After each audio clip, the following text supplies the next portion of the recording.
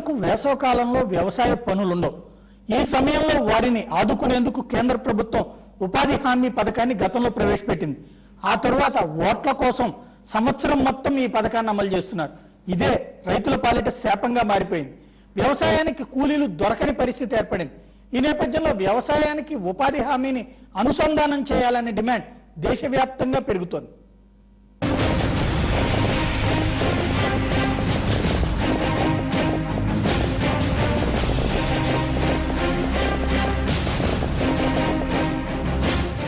ఉపాధి హామీ గ్రామీణులకు 100 రోజుల ఉపాధి కల్పించడం ద్వారా వారి జీవితాల్లో వెలుగు నింపాలన్న సదుద్దేశంతో కేంద్రం ప్రారంభించిన పథకం. గ్రామాల్లోని చిన్న చిన్న పనులు చేయడం ద్వారా వారికి ఆర్థిక భరోసా కల్పించడమే Mahatma Gandhi national rural employment guarantee act ముఖ్య ఉద్దేశం. అయితే ఉపాధి హామీ పథకం దేశంలోని వ్యవసాయ రంగంపై తీవ్ర ప్రభావం చూపుతోంది. అంతేకాకుండా ఫ్యాక్టరీ ఉద్యోగాలను, వ్యక్తుల్లోని నైపుణ్యాలను దారుణంగా దెబ్బతీస్తోందని అధ్యయనాలు చెబుతున్నాయి.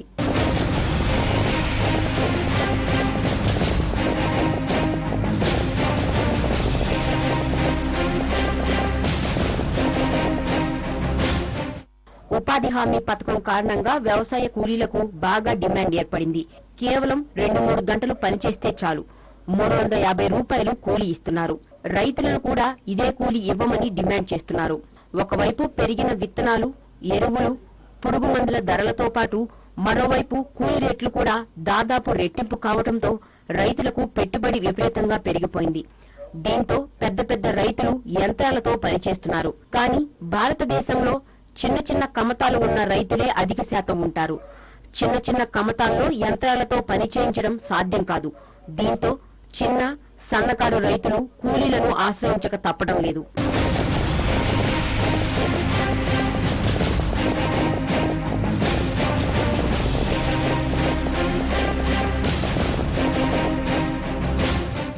గతంలో ఏడాదిలో 100 రోజులు ఉపాధి హామీ పనులు ఉండేవి. కానీ ఇప్పుడు పని దినాలను పెంచడంతో రైతునెత్తిన మరింత భారం పడింది. రైతు పొలంలోకి పనికి వెళితే 8 గంటలు తప్పనిసరిగా పని చేయాల్సి ఉంటుంది. అదే ఉపాధి హామీ పనులకు వెళితే 2-3 గంటలు పనిచేస్తే చాలు, ఎక్కువ కూలీ వస్తుంది. సరే, ఈ 2-3 గంటలు చేసిన పనైనా పనికొస్తుందా అంటే అది ఉండదు. మొక్కుబడిగా చెరువులు పూడికి తీయడం, కాల్వాలు తవ్వడం లాంటి పనులు చేసి అటు అధికారులు ఇటు కూలీలు చేతులు దులుపుకుంటున్నారు. దీంతో ఈ కార్యక్రమం వృధాగా మారుతుంది. గతంలో కేంద్ర ప్రభుత్వం హయాంలోని గోడౌన్లలో టన్నుల కొద్దీ బియ్యం మిగిలిపోయేవి. వీటిని ఖర్చు చేయడం కోసం ఉపాధి హామీ పథకాన్ని ప్రవేశపెట్టారు. అప్పట్లో ఉపాధి పనులు చేసిన కూలీలకు బియ్యం ఇచ్చేవారు. ఆ తరువాత అది రూపాంతరం చెంది పనులకు డబ్బులు ఇవ్వడం ప్రారంభించారు. ఈ కూలీ రేట్లు కూడా చాలా ఎక్కువగా ఉండటంతో వ్యవసాయ కూలీలు ఈ పనులకే మొగ్గు చూపుతున్నారు.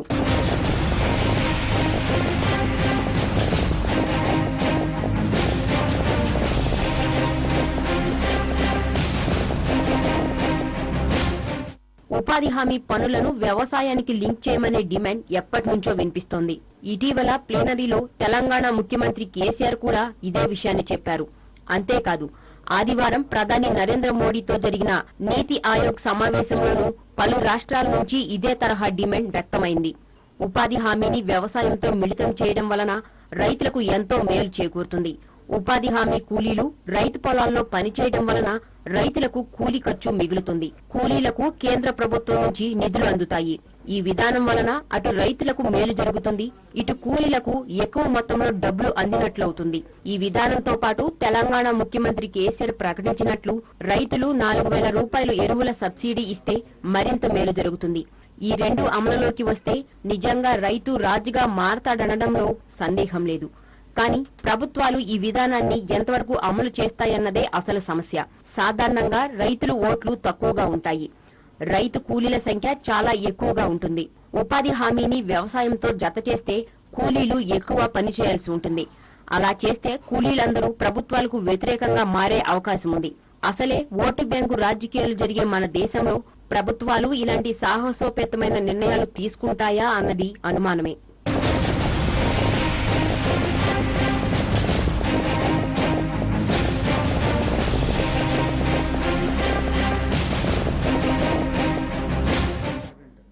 నరేగా పథకాన్ని ప్రస్తుతం వ్యవసాయంతో అనుసంధానం చేయాలని కేసీఆర్ మోడీని కోరారు. ఇది సాధ్యమయ్యే పనేనా? అసలు అవాంతరం ఎక్కడొస్తోంది? ఈ అంశానికి సంబంధించి చర్చలో పాల్గొంటూ ప్రస్తుతం అంతా ఉన్నారు సుధాకర్ రెడ్డి, శాసన మండలి TRS chief whip, Subhash Bharatiya Janata party అధికార ప్రతినిధి, భాస్కర్ రావు స్వతంత్ర రైతు సంఘాల సమాఖ్య కార్యదర్శి. ముందుగా భాస్కర్ రావు గారు, ఎక్కడ లోపం ఉందంటే ఈ డిమాండ్ దాదాపుగా 4-5 ఇయర్స్ నుంచి కూడా వినబడుతోంది. 2 ఇయర్స్ బ్యాక్ అయితే చాలా బలంగా కూడా వినబడింది. కానీ పోను కాంట్రాక్ట్ వ్యవసాయం వైపుకి వెళ్తున్నారు తప్పించి ఈ నరేగా పనిచేస్తున్నటువంటి వాళ్ళు ఎక్కడా కూడా దీనికి యాక్సెప్ట్ చేయనటువంటి పరిస్థితి. ప్రభుత్వాలు కూడా అసలు అనుసంధానం చేయకుండా వాళ్ళు పని చేసినా చేయకపోయినా ఊరికినే మట్టి పోసినందుకు 1-2 గంటలు చేస్తే చాలు రోజుకు 350 రూపాయలు ఇచ్చే పరిస్థితి. లోపం ఎక్కడుంది? పరిష్కారం ఎక్కడుంది? ఇక్కడ ముఖ్యంగా మనం ఆలోచించాల్సింది ఏంటంటే ప్రభుత్వం ఏ పథకాలు పెట్టినప్పటికి కూడా దాంట్లో ఉన్నటువంటి ఉద్దేశాలు కానీ దాంట్లో సాధించవలసిన లక్ష్యాలు కానీ చాలా బాగా ఉన్నతంగా ఉంటాయి. ఈ సమస్యల ఇంప్లిమెంటేషన్ చేసేటప్పుడే వస్తూ ఉంది. యాక్చువల్గా మొట్టమొదటి ఈ నరేగా పెట్టినప్పుడు 100 రోజుల పాటు ఉపాధి కల్పించాలి. ఎందుకంటే ఎండాకాలంలో 12 రోజుల్లో మైగ్రేషన్ వేరే చోటుకి వెళ్ళటము, వాళ్ళకు ఉపాధి లభించకపోవటము, తర్వాత వాళ్ళు ఆహారంకి ఇబ్బంది పడటము, ఇట్లా రకరకాల సమస్యలు ఉన్నాయి. కాబట్టి వాటికి పరిష్కారంగా వాళ్ళు సంవత్సరంలో 100 రోజుల పాటు ఇవ్వాలి అని చెప్పి దానికి టైం స్పెసిఫికేషన్ కూడా ఇచ్చారు. ఎప్పుడైతే వ్యవసాయం లేని రోజుల్లో మాత్రమే ఇవ్వాలని చెప్పి అన్నారు. అట్లాగే దీని లక్ష్యాలు కూడా చాలా గొప్పగా ఉన్నాయి. ఎవరికైతే ఇది హక్కుగా ఇచ్చారు వాళ్ళకి, ఇది రైట్ టు వర్క్ అనేటువంటి ఇచ్చారు. అట్లాగే వాళ్ళకి రైట్ టు వర్క్, తర్వాత సోషల్ సెక్యూరిటీ కూడా వాళ్ళకి వస్తుంది. సమ్మర్లో వేరే చోటకు వెళ్లకుండా మైగ్రేషన్ లేకుండా వస్తుంది. తర్వాత ఈ పని ద్వారా గ్రామాల్లో అసెట్ క్రియేషన్ అవ్వాలి. ఎందుకంటే వాటర్ పర్కులేషన్ ట్యాంక్స్ కానీ, లేకపోతే రోడ్స్ కానీ, ఏదైనా ఎఫారెస్టేషన్ కానీ, ట్రీ ప్లాంటేషన్ కానీ, ఇట్లా రకరకాలైనటువంటి వర్క్ చేసి దాని ద్వారా అసెట్ క్రియేషన్ చేసి అది ఆ ప్రాంతంలో ఉన్నటువంటి ఆ గ్రామంలో ఉన్నటువంటి వాళ్ళకి భవిష్యత్తులో ఉపయోగపడి దాని ద్వారా లబ్ధి జరగాలనేటువంటి ఆస్పెక్ట్స్తో పెట్టినటువంటిది. కాకపోతే ఈ సమస్యల్లా ఇది కాదు, ఏ స్కీమ్ అయినా సరే మండల స్థాయి, గ్రామ స్థాయిలో ఉన్నటువంటి వ్యక్తులతోని శక్తులతోని వాళ్ళ ప్రాబ్లమ్స్. ఈ చివరిది అసలు జరిగిన క్వశ్చనే లేదు ఇంతవరకు. ఇది పెట్టిన దగ్గర నుంచి అసలు గ్రామ స్థాయిలో ఎసెట్ అమ్ముకోవడం అదే వచ్చింది. అంటే దీని కారణంలో ఎవరైతే ఇంప్లిమెంట్ చేయాలో ఇంప్లిమెంటింగ్ ఏజెన్సీ దాన్ని సరిగ్గా చేయట్లేదు. అంటే నేను అనేది రెస్పాన్సిబిలిటీ. ఇప్పుడు వీళ్ళకైతే హక్కు ఇచ్చాం, అదే సమయంలో ఫెయిల్ అయినటువంటి అధికారిని డిస్మిస్ చేస్తామని అట్లాంటి ఒక రెస్పాన్స్, దాని వీళ్ళిద్దరి మధ్యన లింక్ ఎందుకు ఫిక్స్ చేయలేదు? ఇప్పుడు అక్కడ చేయించిన పనులు ఎవరు పొలిటీషియన్లు కాదు, ఎంఆర్ఓలు, ఆర్డీఓలు. వాళ్ళు పనిచేయించినప్పుడు ఈ మెయిన్ పాయింట్ అయినటువంటి విలేజ్కి ఒక అసెట్ క్రియేషన్, అంటే లైక్ ఒక చెరువు తవ్వించడము, లేదంటే మీరు చెప్పినట్టు వ్యవసాయానికి ఒక సిస్టమ్ తయారు చేయడము, లేకపోతే చెట్లు తయారు చేయడం ఉండాలి. అసలు అట్లాంటిది ఏమీ కనిపించట్లేదు కదా. ఒక రోడ్లు వేయడం కానీ, రోడ్లకు కూడా మళ్ళీ సెంట్రల్ గవర్నమెంట్, స్టేట్ గవర్నమెంట్ డబ్బులు వేయాల్సింది. ఇది చెయ్యని ఫెయిల్యూర్ని అధికారులు ఎందుకు బాధ్యులను చేయరు? చేయాలండి. ఇక్కడ అధికారులు బాధ్యత చేయకపోవడం వల్ల, ఎందుకంటే మళ్ళీ అగైన్ పాలిటిక్స్ ఇక్కడ. ఎందుకంటే అధికారులు అనేవాళ్ళు అగైన్ మళ్ళీ ఎమ్మెల్యే గారు, ఎంపీ గారు, లేకపోతే రకరకాలైనటువంటి రాజకీయ ఇంటర్ఫీరెన్స్. ఎందుకంటే ఈ పనిచేసే వాళ్ళందరూ కూడా ఏదో రాజకీయ పార్టీకి అనుబంధంగా ఉంటారు కాబట్టి వాళ్ళు కాపాడుకోవాల్సిన అవసరం ఉంది. పని చేయకపోయినా సరే వాళ్ళు మస్తరేయించుకొని, లేకపోతే ఆ కార్డు దీని ప్రకారం జాబ్ కార్డుకు వస్తే చాలు, లేకపోతే మస్తరేసుకోవటం ఇవ్వటం అనేది. అందుకనే 2 గంటలు కూడా పని చేయట్లేదు అనేటువంటిది ఇక్కడే వచ్చింది. అసలు మరి వాళ్ళు రోజంతా పనిచేస్తే, మామూలుగా రోజంతా పనిచేస్తే 100 రూపాయలు ఇచ్చే రోజుల్లో 140 రూపాయలు, 150 రూపాయలు ఇచ్చి వాళ్ళు పని చేయమంటే పని చేయకపోతే దానికి కావాల్సినంత పని రాబట్టుకోవడంలో వాళ్ళ అధికారులు వైఫల్యం చేయరు. దానికి రాజకీయంగా చాలా మంది దానికి అడ్డం ఉండటం అనేది నా భావన అండి. రైట్, ఏమంటారు సుధాకర్ రెడ్డి గారు? అయ్యగారు, అంటే వారు అన్నట్టుగా వలసలు నివారించడానికి జాతీయ ఉపాధి హామీ పథకం ఎక్కువగా ఉపయోగపడుతుందని ఆ రోజుల్లో 10 సంవత్సరాల క్రితం ఏర్పాటు చేసినట్టు బాగా మంచి ఉద్దేశం అది. ఎందుకంటే హక్కు, పని హక్కు అనేటువంటిది కల్పించడానికి ఈ 2 ఆబ్జెక్టివ్స్ మాత్రం బాగానే ఉన్నాయి. వారే అన్నారు మళ్ళా ఏదైతే లక్ష్యం బాగానే ఉంటుంది కానీ ఆచరణకు వచ్చే వారికి ఇబ్బంది అవుతుంది అనేటువంటి ఒక విషయం. కాబట్టి ఆచరణకు వచ్చినప్పుడు ఇవన్నీ కూడా ఇటువంటి ప్రాక్టికల్ ఇబ్బందులు ఉంటాయి కాబట్టి ముఖ్యం. ఎందుకంటే నేనే 4 సంవత్సరాల క్రితం కౌన్సిల్లో ప్రస్తావించిన, సార్ ఇది వ్యవసాయ రంగంతో అనుసంధానం చేస్తే బాగుంటుంది, ఆ విధంగా చేసినట్టయితే కొద్దిగా వ్యవసాయానికి ఉపయుక్తంగా ఉంటుంది. ఎందుకంటే మనం అవుట్కమ్ చూసినట్టయితే ఇప్పుడు సార్ ఏమన్నాడు, ఒక అసెట్ కావాలి గ్రామంలో అని అన్నాడు. అసెట్ అవుతుందా? ఇన్ని సంవత్సరాల్లో ఒక అసెట్ కూడా ఒక్క గ్రామం జరుగుతున్నది. కాబట్టి ఆ విధంగా కాకుండా వ్యవసాయానికి అనుసంధానం చేసినట్టయితే ఇటు వ్యవసాయదారులకు కూడా ఇప్పుడు కూలీలు దొరుకుతలేరు అనేటువంటిది మనం చూస్తూనే ఉన్నాం. నిజామాబాద్లో చూస్తే ఒక కూలీ దొరకాలంటే 500 రూపాయలు కావాలి సార్. ఈ కాలంలో మనం కోతల కాలంలో కానీ నాట్లలో కానీ నిజామాబాద్లో ఎక్కువగా మొదటి నుంచి కూడా వ్యవసాయం బాగా పట్టున్నటువంటి ప్రాంతం కాబట్టి ఆ ప్రాంతంలో ఆ విధంగా ఉండే వరకు కార్మికులు వ్యవసాయ అసంఘటిత కార్మికులు కాబట్టి వాళ్ళు దొరికే పరిస్థితి లేకుండా ఈ విధంగా. ఎందుకంటే ఇవాళ రేపు మనం చూస్తున్నాం రూపాయికి కిలో బియ్యమే. తదనుగుణంగా ఈ పనిహార పథకం వచ్చిన తర్వాత అసలు పనే లేదా? పని లేకుండా ఇంకోసారి ఇంకో మాట ఏమన్నాడంటే అధికారుల మీద ఎవరైతే చలాయించేటువంటి వాళ్ళు ఎమ్మెల్యేలు అసలు వాళ్ళకి తెలియదు, దీని సంగతే తెలియదు అసలు ఏమైతుంది అనేది కూడా తెలుసుకునేటటువంటి లేదు. ఎందుకంటే తెలుసుకుంటే గ్రామంలో వాళ్ళొక జట్ట, ఆ జట్టు ఏమైనా అంటామనుకోండి వాడు రేపు వ్యతిరేకమవుతాడు ఎన్నికలలో అనేటువంటి భావన, ఓట్లు పోతాయి అనేది. కాబట్టి ఈ రకంగా ఉండేటువంటి ఒక పరిస్థితి ఉన్నది. కాబట్టి కనీసం దీన్ని వ్యవసాయ రంగానికి అనుసంధానం చేసినట్టయితే 50% వ్యవసాయదారులు పెట్టుకుంటారు, 50% ఉపాధి హామీ పథకం. ఇట్లా కూలీలకు కూడా రేట్లు పెరిగేటువంటి అవకాశం ఉంటుంది. ఇటు వ్యవసాయ రంగానికి కూడా ఉత్పాదన పెరగడానికి కూడా ఉపయోగపడుతుంది అనేటువంటి ఒక దృక్పథంతో ఇది ప్రతిపాదించడం జరిగింది. దాన్ని పరిశీలించినట్టయితే దేశవ్యాప్తంగా వృద్ధి రేటు పెరిగేటువంటి అవకాశం ఉంటుంది అనేటువంటి ఒక దృక్పథంతో ముఖ్యమంత్రి గారు నిన్న నీతి ఆయోగ్ సమావేశం సాధ్యం అవుతుందా? ఇప్పుడు అసంఘటిత రంగం అని మీరు ఎట్లయితే కార్మికులు అంటున్నారు, వ్యవసాయమైన అసంఘటిత రంగం.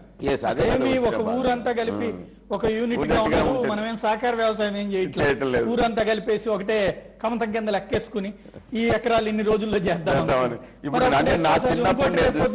కంటిన్యూ అయితే రేపటి నుంచి ఆ ఊళ్ళో ఉన్న అధికార పార్టీకి సంబంధించిన వాళ్ళ పొలాల వరకే మిగతా వాళ్ళ దగ్గర. నేను నా చిన్నప్పుడు చూసినా కానీ అట్లా సామూహికంగా మీరు అన్నట్టుగా సామూహిక వ్యవసాయాలు చేసినటువంటి రోజులు వేరు. ఎందుకంటే నా పొలం కలుపు ఇవాళ అయిపోతే రేపు నీ పొలం కలుపు వస్తా అనేటువంటి ఒక భావనతో ఆ విధంగా సమన్వయంతో పనిచేసినటువంటి రోజు. ఇప్పుడు అట్లనైతే లేదు. మీరు ఒక కాలువ తవ్వుతలేరు, గవర్నమెంట్ కాలువ తవ్వాలి తప్ప నేనెట్లా కాలువ తవ్వుకుంటా, అది ఆయన పొలానికి ఉపయోగపడే కాలువ అయినప్పటికీ కూడా అది అట్లనే ఉండాలి తప్ప అది వస్తే పారుతుంది లేకపోతే లేదు అనేటువంటి ధోరణి అయిపోయింది. అసలు ఇప్పుడు ఉన్నటువంటి ఒక జనం అంతా కూడా కష్టపడటానికి ఇష్టపడతలేరు. ఎవరైనా కానీ ఎట్లనైనా ప్రభుత్వం నుంచి ఏదో రకంగా నాకు ఆదాయం రావాలి. ఇవాళ రూపాయికి కిలో బియ్యం వస్తున్నాయి, 6 కిలోల బియ్యం. కాబట్టి పుష్కలంగా తిండికి కుదవలేదు. కాబట్టి కష్టపడి అదనపు ఆదాయం సంపాదించుకొని వృద్ధిలోకి రావాలనేటువంటి ఆలోచన సనగిలుతుంది. కాబట్టి ఆ విషయంలో మాత్రం చాలా ఇబ్బందికరమైనటువంటి ఒక పరిస్థితి. నిజంగా కష్టపడే రైతుకి ఇప్పుడు అన్యాయం అయిపోతుంది. ఇప్పుడు అన్యాయం. అందుకొరకే ఇటువంటి పరిస్థితులు వస్తున్నాయి. అందుకొరకే వ్యవసాయానికి ఈ జాతీయ ఉపాధి హామీ పథకాన్ని అనుసంధానం చేస్తే కొంత పనిచేస్తారనేటువంటి ఒక దృక్పథంతో ఇది ప్రతిపాదన పెట్టడం జరిగింది. దేశవ్యాప్తంగా ఇది అమల్లోకి వస్తే బాగుంటుంది అనేటువంటి. రైట్ సుభాష్ గారు, ఇక్కడ ఇక బంతి మీ కోర్టులోకి వచ్చి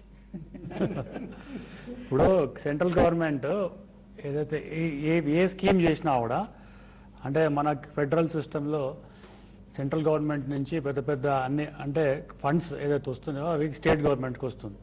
స్టేట్ గవర్నమెంట్లో ఫండ్స్ కొన్ని టైంలో ఏంటంటే ఉంటాయి, ఉండకపోవచ్చు. కానీ మన మొత్తం దేశంలో ఏంటంటే ఫార్మర్ తర్వాత ఏంటంటే ఫార్మరే ఇంపార్టెంట్. ఎందుకంటే దేశ జనాభాలో ఆల్మోస్ట్ ఒక 60% 70% అగ్రికల్చర్ బేస్డ్ దాని మీద ఉంది. కాబట్టి ఈ యొక్క అగ్రికల్చర్ బేస్డ్లో ఏంటంటే అన్ని విధాల వారికి అన్ని స్కీమ్స్ ఇవ్వాలని చెప్పి కూడా చేయడం కూడా జరిగింది.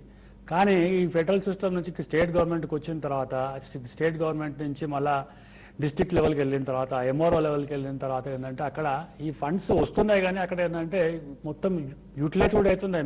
మీరు ఒకసారి కనుక మస్తర్ చూస్తే అందులో అన్ని పేర్లు ఉంటాయి, వాళ్ళ అడ్రస్లు ఉంటాయి, ఫోన్ నెంబర్లు ఉంటాయి, వాళ్ళు వర్కింగ్ అవర్స్ అన్నీ ఉంటాయి.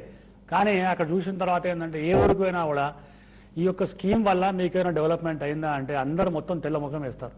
ఎందుకంటే అక్కడ మొత్తం చేసింది ఎవరు, చేయింది ఎవరు అంటే మొత్తం డమ్మీ అన్నట్టు. అంటే అక్కడ ఉన్న వాళ్ళకి ఏంటంటే వాళ్ళు పక్క ఊరు నుంచో వాళ్ళని వీళ్ళని పట్టుకోవచ్చు, వాళ్ళు చేయకుండా కూడా ఆహార పథకం చేస్తున్నారు. మీరు ఏంటంటే ఒక చిన్న గ్రామానికి మొన్ననే నేను ఒక గ్రామానికి వెళ్తే అక్కడ సార్ ఇప్పుడు మొత్తం ఈ యొక్క అగ్రికల్చర్ ఇప్పుడు మొత్తం అయిపోయింది, మొత్తం వ్యవసాయం అయిపోయింది, మేము ఇప్పుడు పార్టీ కోసం పనిచేస్తామన్నారు. మరి ఆ తర్వాత ఏం చేస్తారు మీరు అంటే సార్ ఇట్లా సెంట్రల్ గవర్నమెంట్ స్కీమ్ ఉంది కదా, అందులో నుంచి కూడా మేము ఏంటంటే ఇప్పుడు ఎంత సార్ ఒక 2-3 అవర్స్ పనిచేస్తే మాకు 150 రూపాయలు వస్తాయి.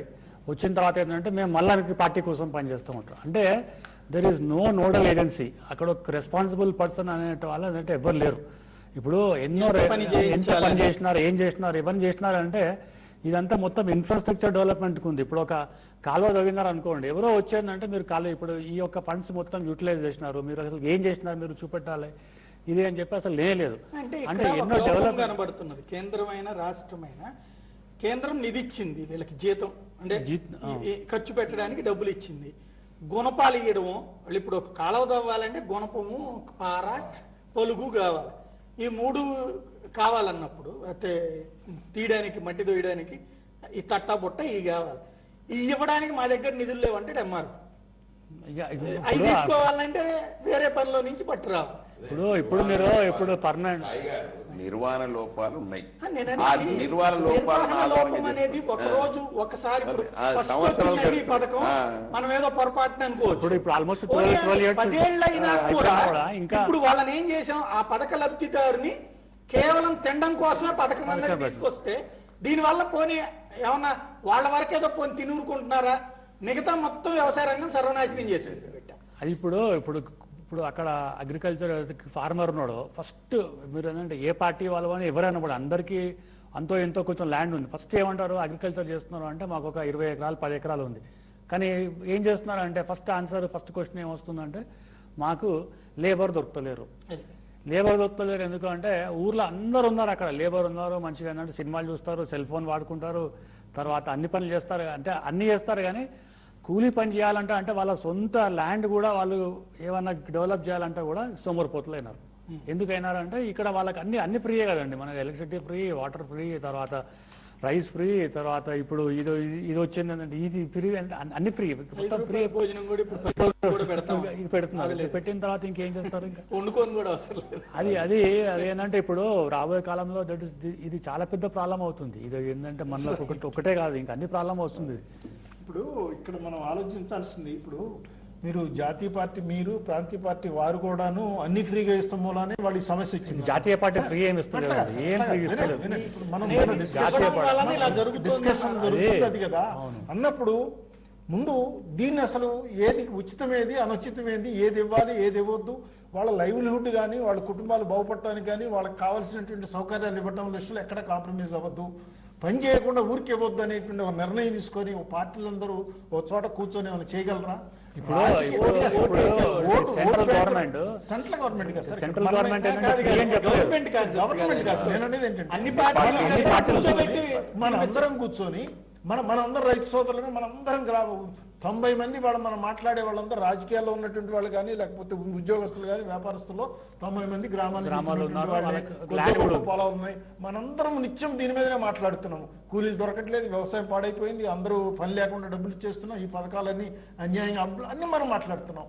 కాబట్టి ఏంటంటే అందరం కలిసి కూర్చొని వాళ్ళకి అభివృద్ధి చెందడం కావాల్సినట్టు మంచి పథకాలను తీసుకొని వాళ్ళకి న్యాయంగా ధర్మబద్ధంగా 100 రూపాయలు ఇవ్వాల్సిన 150 ఇద్దాం. కానీ 150కి 150 రూపాయలు పని చేయించుకునే రకంగా మనం ఏమన్నా చేయగలమా? ఆ పథకాలు చెప్పండి. ఇప్పుడు 10 ఏళ్ల నుంచి అలవాటు అయిపోయింది.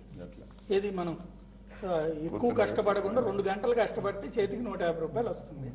ఇంటికి వెళ్ళిపోతే ఇదివరకు అయితే కనుక వీళ్ళు 150 ఫిక్స్ చేయకముందు వాళ్ళ కూలీ మగాళ్ళకైతే 100 రూపాయలు, లేడీస్కి అయితే 70 రూపాయలు ఉండేది. అంతకుముందు 30-70 ఉండేది. క్రమంగా అది 150 రూపాయలకి.